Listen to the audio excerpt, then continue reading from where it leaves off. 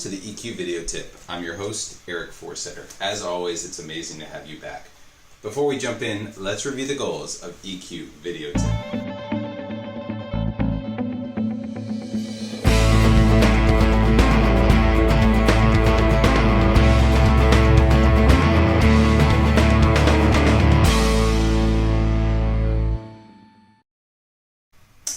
Welcome back. We've got a really cool episode today, and it comes to us from Melody Wilding, who talks to us about how to stop overthinking. And she mentions a product manager, we'll call him Terrence, who does a great job of making decisions, but after he makes them is constantly overthinking them.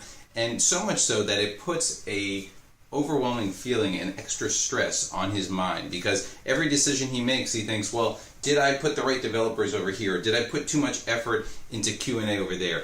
And let's face it, we've all been there where we overthink different things. And it's important to understand that your brain circuitry and there are neurochemicals within your body that are there to help you make decisions. But when we have too many decisions to make, or we start overthinking them, all of a sudden we lead to this overwhelming feeling that we made the wrong decisions and second guessing it, or Monday morning quarterbacking it, or regretting our decisions. So we're going to talk about how to stop overthinking everything. And if you've been in that boat before where you're overthinking even the smallest decision, this episode is for you.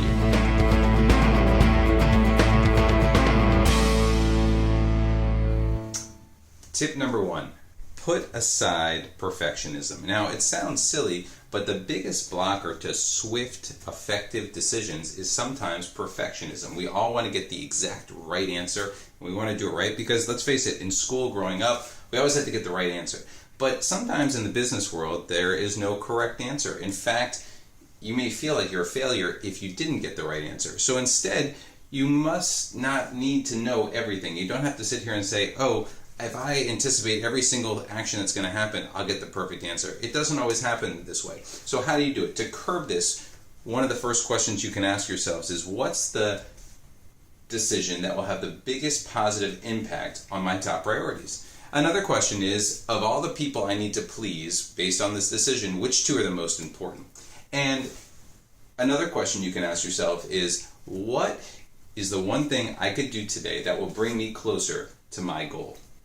A final one that the author mentions is, based on what I know now and the information I have at this particular moment, not what's going to happen and what's the best next step. Use those questions to help you avoid perfectionism.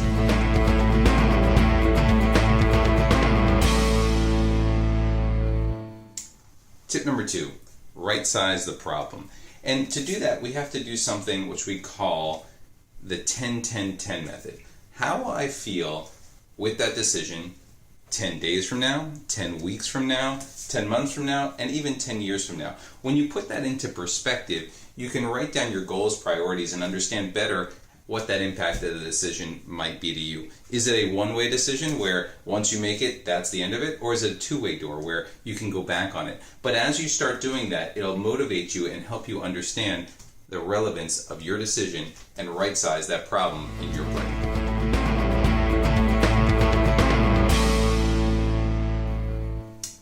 Tip number 3, leverage the underestimated power of your intuition. Now, we all go somewhere and make a decision, but we have a feeling in our gut and then we have a feeling in our rational brain. And what the author is telling us is, sometimes you gotta leverage that intuition that is within you. And one of the best ways to do that is to really rely on that rapid cognition or thin slicing that allows your brain to make decisions without overthinking it. And a great example is when you're buying a car. A lot of people are like, oh, I really like this color, I like this one, and then they go around, look at 20 different cars, and at the end they end up buying that one. So, and when I say that one, the original one. So take a moment, give yourself a day of disinhibition, and don't let yourself be held back by your prefrontal cortex. Actually allow that quick intuition to jump in and make those decisions for you. It'll make life a lot easier, and typically you trust your gut, it goes the right way.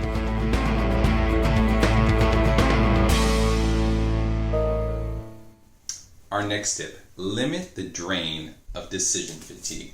Think about this. How many decisions we make a day? what shirt to wear, what to eat, what clothes to put on. Should I drive this way versus that way to work or to school or wherever you're going? All these decisions add up, and it adds a lot to your mental fatigue. One of the best ways to do that is to create rituals or routines to conserve your brain power. For example, make a menu for the week and stick to it. Always on Monday, maybe eat oatmeal, or figure out what you're wearing in advance, like capsulize your wardrobe. Think about things that will make it easier to eliminate major decisions, or maybe not so major, but for me, maybe it's which shirt to wear, which could be a major one depending on what day it is, and instead focus on making these easy decisions quick and something that won't drain your mental load. By doing this and putting together, you're removing your obstacles and the overwhelming feeling that your brain might have to make so many decisions every day.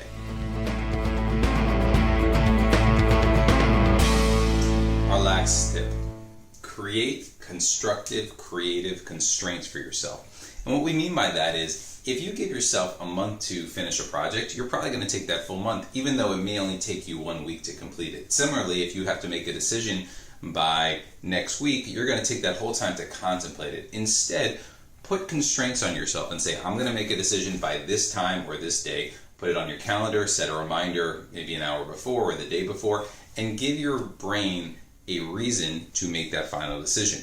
By doing so, it will eliminate the worry of trying to actually figure out what that task is, or what I should do, or what I needed to do to complete that decision. And in doing so, you're eliminating all that extra worry and all that extra thought processing that goes into making that decision. So remember, create a constructive, creative constraint for yourself to help you make better decisions.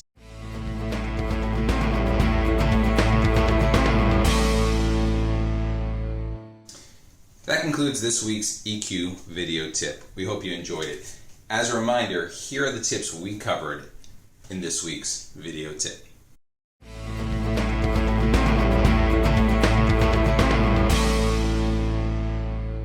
So that concludes our EQ video tip for today. Try incorporating some of these tips into your daily routine. But remember, use what works best for you and personalize it for yourself. Thank you always to our great research team for providing us with some great tips today. As always on EQ Video Tip, we want to end with gratitude. So thank you for watching. We really appreciate it. Here are some resources that you can use if you want more information on EQ going forward. Thank you again, and we look forward to seeing you in the next episode. Thank you.